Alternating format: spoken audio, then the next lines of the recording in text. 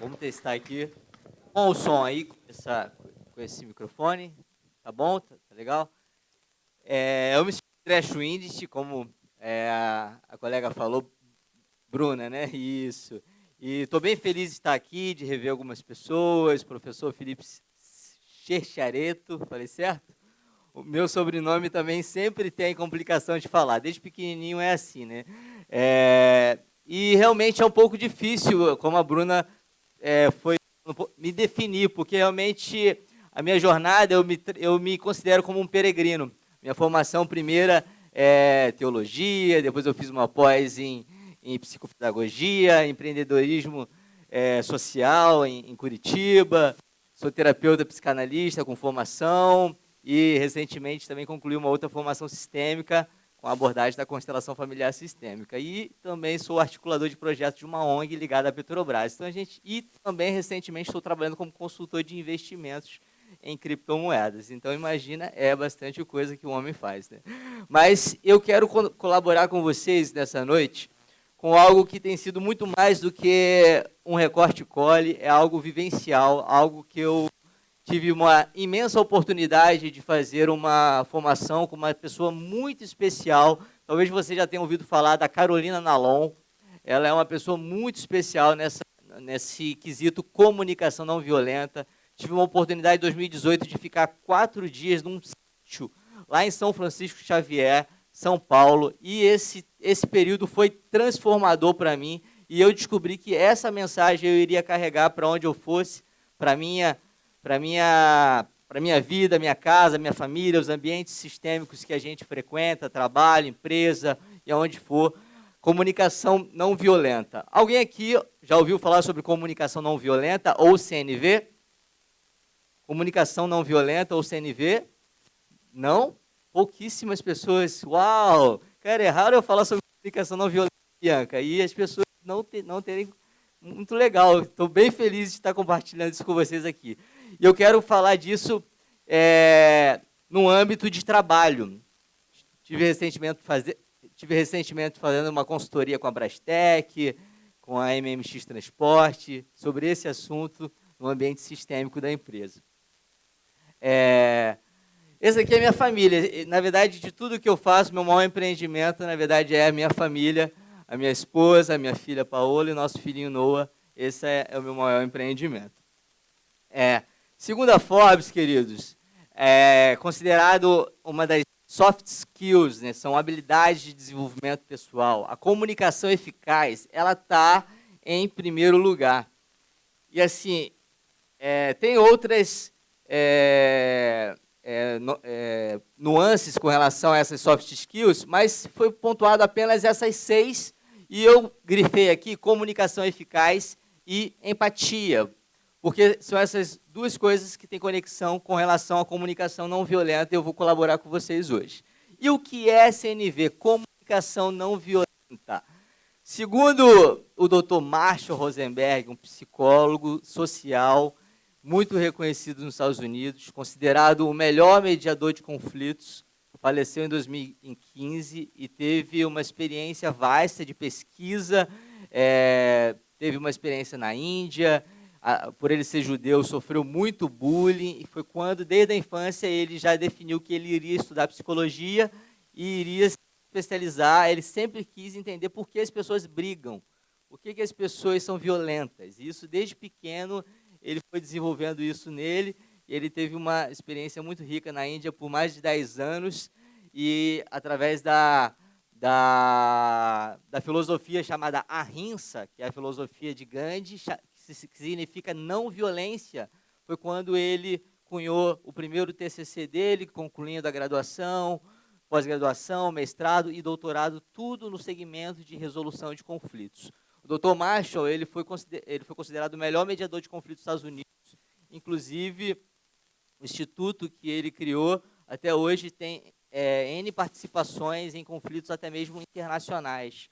Então, essa é uma abordagem que existe há 40 anos. Não é algo novo, é algo novo para mim, talvez seja algo novo para você, mas há 40 anos isso já está sendo desenvolvido em empresas, em escolas, em ambientes sistêmicos, em todos os ambientes, família, educação, Inclusive, na Europa, na Itália, por exemplo, a comunicação não violenta é grade curricular desde a primeira infância, envolvendo os familiares também, né? Porque todos nós, queridos, nós aprendemos a falar, mas nós pouco aprendemos a nos comunicar.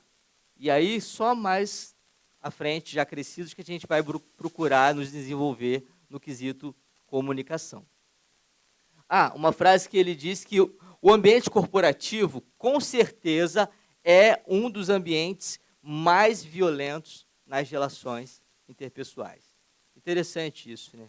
Porque por muita gente acha assim, não, eu vou lá, é o meu trabalho, a minha vida está aqui, minha vida pessoal, e aqui é o meu trabalho. Só que a gente, entendendo numa perspectiva ampla, sistêmica, a gente sabe que, na real, não é assim. Nós somos seres integrais. Nós estamos o tempo inteiro no lugar a qual nós estamos. Né? Então, assim, os seus problemas, suas questões, todas as suas problemáticas, você carrega também com você. E queira você ou não, isso emana de você também para o ambiente onde você está. E aí sim tem questões que acabam gerando violências, ruídos, falhas de comunicação. Né?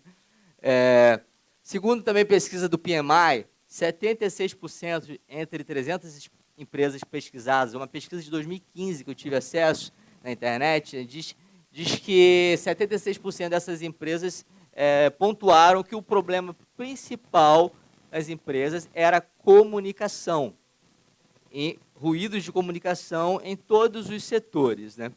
E o processo de comunicação ele exerce um extraordinário equilíbrio, ele exerce uma paridade nas relações. Por isso que aprender a se comunicar no âmbito sistêmico, onde você estiver, família, trabalho, universidade, é de extrema importância. É de extrema importância a gente começar a entender que talvez você, ou eu, como eu me achava, um excelente comunicador. Eu não sou uma pessoa violenta, sou uma pessoa mansa, pratico meditação, faço N coisas, zen. Só que todos nós temos níveis de comunicação violenta, sim.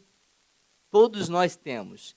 E a primeira violência que nós cometemos no âmbito comunicacional é contra você mesmo. Muitas das vezes, as vozes internas que falam o tempo inteiro dentro de você agridem você.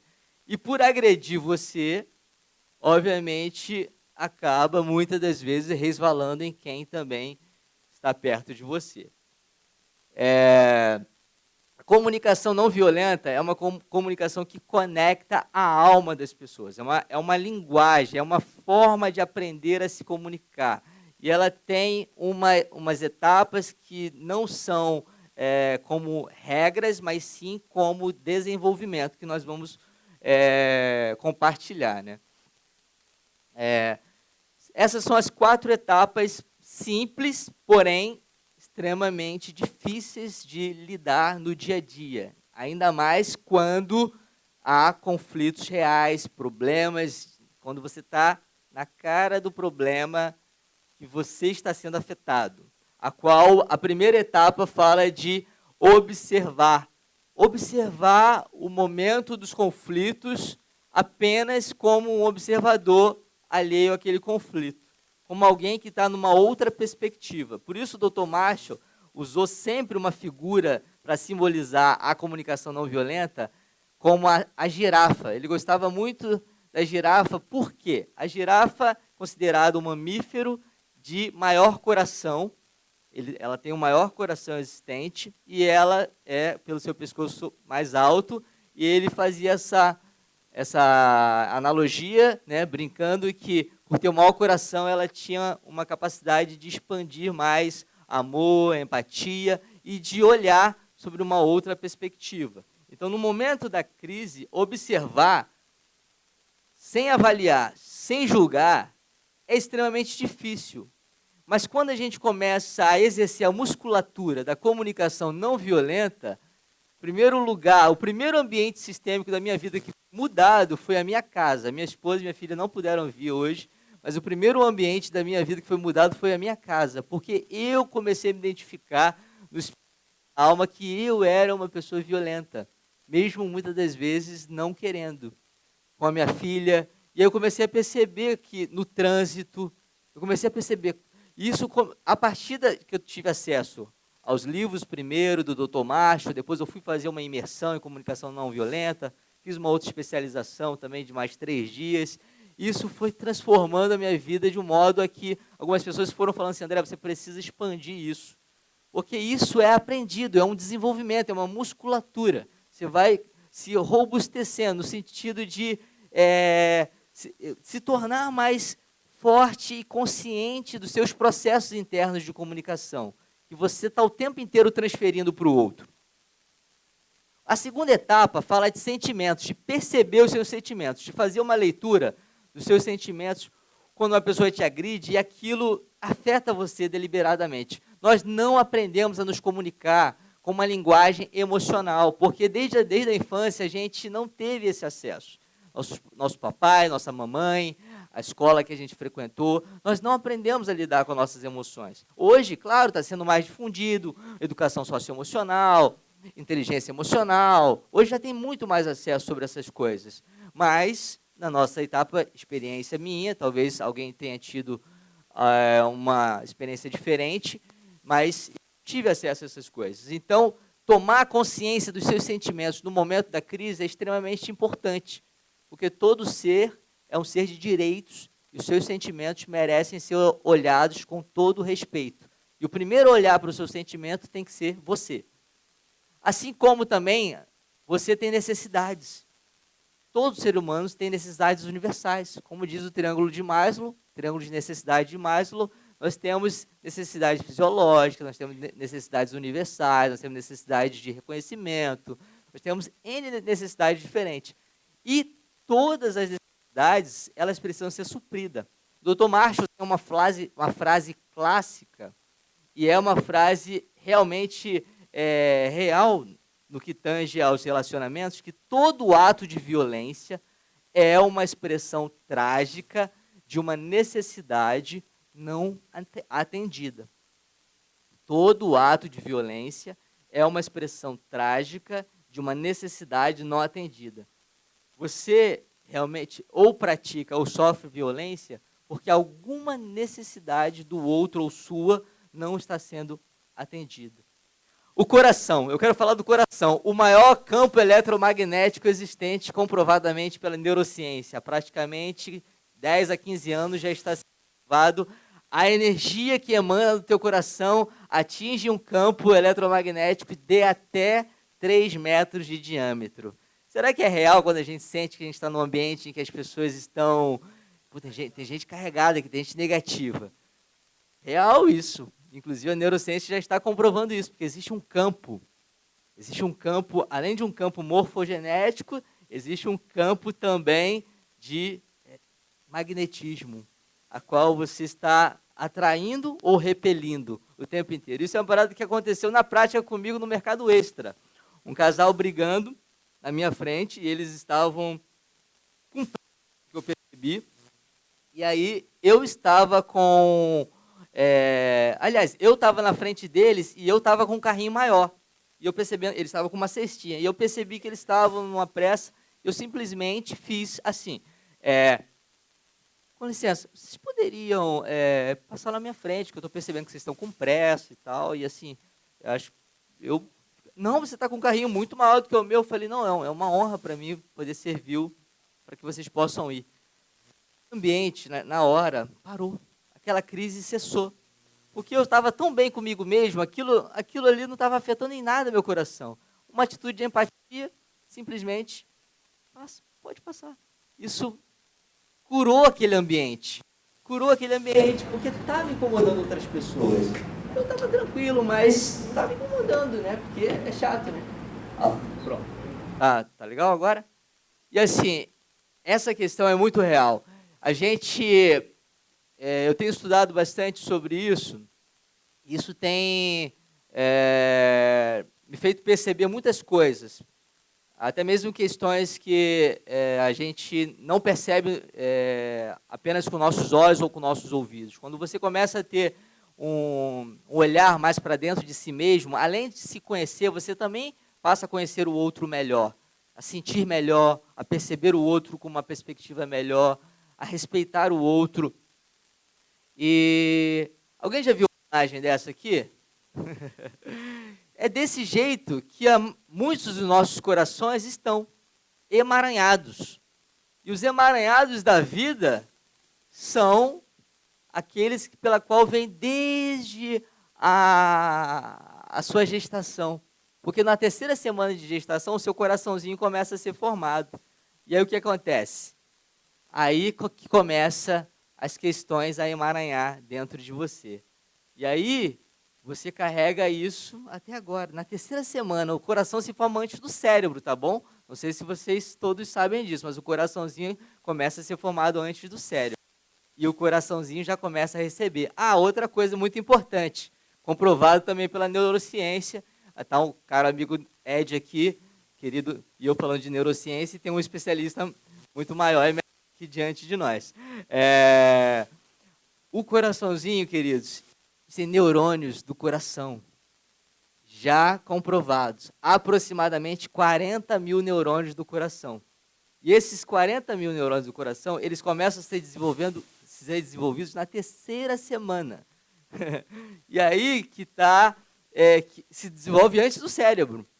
E é muito interessante como que isso vai só se apegando. É aí que acredita-se que o nível de subconsciente começa a ser formado. O subconsciente é o que está, não exatamente aqui, é o que está aqui. Mas isso é uma longa história, uma história psicanalítica, não vou falar disso agora. E assim, queridos, violência é a expressão trágica de uma necessidade não atendida. Todos nós ou já sofremos, ou já fomos, ou ainda somos em muitos aspectos. E embora nós possamos não considerar violenta a nossa atitude, nós muitas das vezes carregamos a nossa linguagem sim. Mágoa, dor, luto ou qualquer outra transferência pela qual você passa para o outro de um modo inconsciente, sim. E se tem uma coisa que a gente percebe na nossa atual conjuntura é o como nós temos um problema de comunicação. E o verdadeiro problema da comunicação é que as pessoas não estão escutando para compreender. Elas estão escutando simplesmente para responder deliberadamente, sem nem sequer ter uma compreensão do que está sendo de discernimento quanto ao que ouviu, né? E aí que está, nós precisamos ter uma escuta empática. A única conexão verdadeira em que há entre eu e o outro é a partir de uma escuta ativa, uma escuta empática, a partir do momento em que você está presente e esse fluxo que emana de dentro de você para o outro está atento. Uma escuta atenta, uma escuta que a gente chama de uma escuta ativa, de percepção. Que você não simplesmente está aqui, tá, tá bom. E isso é muito desafiante no momento que a gente vive. Então, só para a gente caminhar já para o último minuto, nós temos observação. Nós precisamos aprender a observar melhor o momento da crise, o momento do conflito. Nós precisamos discernir os sentimentos que estão em si e no outro, naquele momento. Não existe nada que vem do acaso ou do nada. E é importante discernir o seu e o do outro. E também discernir as necessidades. Respeito. Uma pessoa que te agride verbalmente, qual é a sua necessidade básica? Respeito. Você precisa de respeito. Mas também qual é a necessidade do outro? De repente você também tem alguma coisa que startou gatilho no outro. É importante também procurar discernir a necessidade do outro também. E um pedido de reconexão a partir daquele que tem mais de comunicação para que haja uma reconciliação, né? E eu quero... Todos estão vendo a frase? Eu queria que você prestasse atenção. Essa frase eu achei brilhante de um sociólogo uruguaio. Entre o que eu penso, o que eu quero dizer, o que eu digo e o que você ouve, o que você quer ouvir e o que você acha que entendeu, há um abismo. Exatamente o momento que a gente vive no âmbito comunicacional. Nas relações sociais, via WhatsApp, nas relações diretas na empresa, na faculdade. Nós temos um problema sistêmico muito sério com relação à escuta, à interpretação. E aí a comunicação não violenta pode ajudar muito. Para viver bem, é preciso aprender a conviver bem. Então, eu agradeço esse tempo, passei um pouquinho, me perdoem, mas como é desafiante eu falar desse tema nesse curto espaço de tempo. Obrigado a todos que ouviram. Gratidão.